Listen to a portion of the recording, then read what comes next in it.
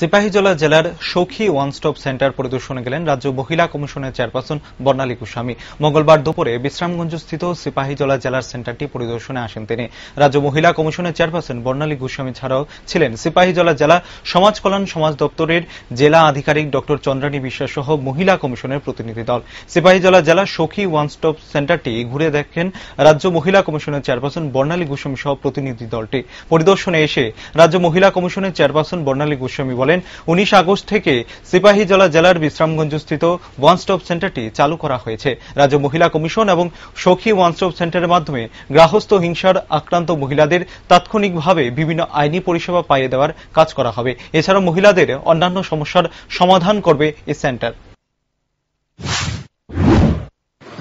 রাজ্য মহিলা কমিশনের পক্ষ থেকে আজকে সিপাহীজলা ওএসসি ভিজিট করতে আসি।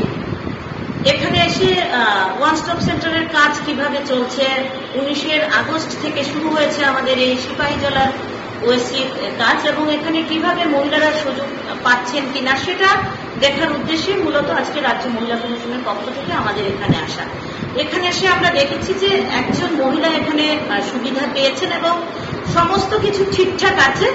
তবে এই প্রজেক্টটা যে মহিলারা কিভাবে একই ছাদের তলায় লিগেল ফেসিলিটি, মেডিকেল ফেসিলিটি, তাদের যদি থাকার ব্যবস্থা না থাকে তাহলে থাকার ব্যবস্থা, সমস্ত ব্যবস্থা একই ছাদের তলায় যে ব্যবস্থা রয়েছে মহিলাদের জন্য, সেই বার্তাটা আমরা রাজ্যের প্রতিটি কোণে এবং বিশেষ করে আজকে যেহেতু সিপাহীজলাতে আছি, সিপাহীজলার প্রত্যন্ত এলাকাতেও আমরা পৌঁছে দিতে চাইছি, যাতে করে এই সখী ওয়ান স্টপ সেন্টারের সুবিধা সিপাহীজলা ডিস্ট্রিক্টের সমস্ত মহিলারা নিতে পারেন, যাদের প্রয়োজন গার্হস্থ্য হিংসা থেকে শুরু করে মহিলাদের যে কোনো রকম সমস্যার রাজ্য মহিলা কমিশন এবং সখী ওয়ান স্টপ সেন্টার কাজ করছে।